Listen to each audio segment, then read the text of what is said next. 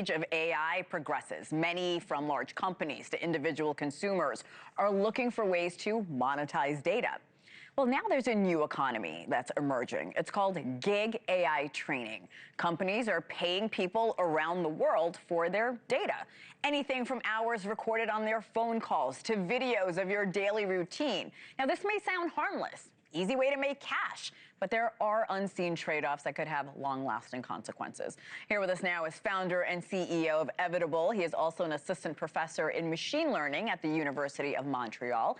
David Krueger, welcome to the show. Professor, this has prompted so many conversations in the newsroom. I'm glad to have you. First, let's start with what is a gig AI trainer? What sorts of tasks are they being asked to perform?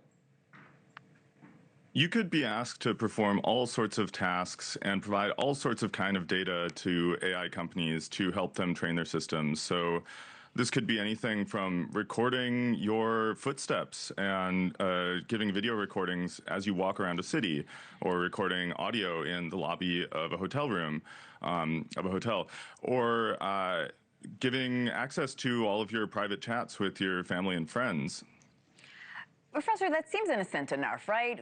You know, my phone calls, I don't have much that I'm saying. I'm walking around my neighborhood. This seems pretty harmless. Talk to me about the safety and privacy risks, though, surrounding gig AI training. Yeah, I think it doesn't sound like, if you are giving away access to your private conversations with the people you're closest to, I think that actually sounds really concerning on the face of it. And I think people should be concerned. There's a lot of reasons. So partially, this is really private data, even stuff that doesn't seem particularly private.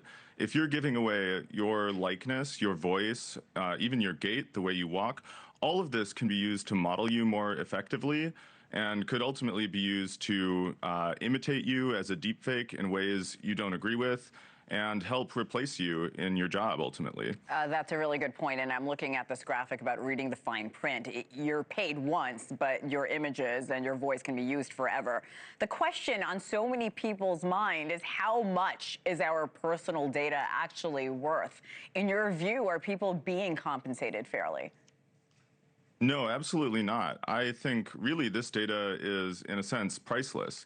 When you're selling your data and letting AI companies use it for as long as they want, for whatever they want, it's almost like you're selling your soul. So right now, if you give somebody a 30-second clip of your voice, they can imitate your voice, saying all sorts of things. And actually, I have a friend who's a voice actor, Eric Pasoja. He signed a contract like this to do some voice recording. They didn't just take his voice, they took his face, which he was absolutely not expecting, but that was in the contract. Yeah, you hear the same thing of the voice of Siri. We don't see her face, but she never expected that her voice would last for generations. Talk to me about the licensing data. What do those deals usually look like when it comes to how companies can use your data? Right now, it seems like there's really no rules in place, no guardrails in place.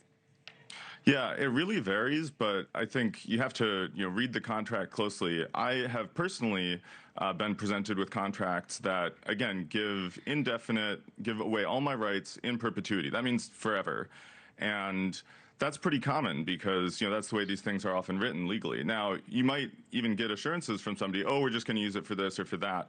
But that can go in some big database that is then later sold to somebody else who uses it for all sorts of things, for advertising that you don't agree with, or for surveillance. And you have to worry about that. The other thing is, ultimately, this data is being used to train AI that is better and better at replacing people. And we're looking at the beginnings of AI unemployment, but AI is going to be taking more and more jobs in the coming years. Yeah, I was actually talking to my colleague about this during commercial. It's not going anywhere. I feel like people just have to learn about this or get left behind. And that's why I appreciate you coming on this morning, Professor David Krueger. Thank you again. Thank you. Thank you for watching. Subscribe below and download our NewsNation app right now on your phone, and you will get fact-based, unbiased news for all Americans.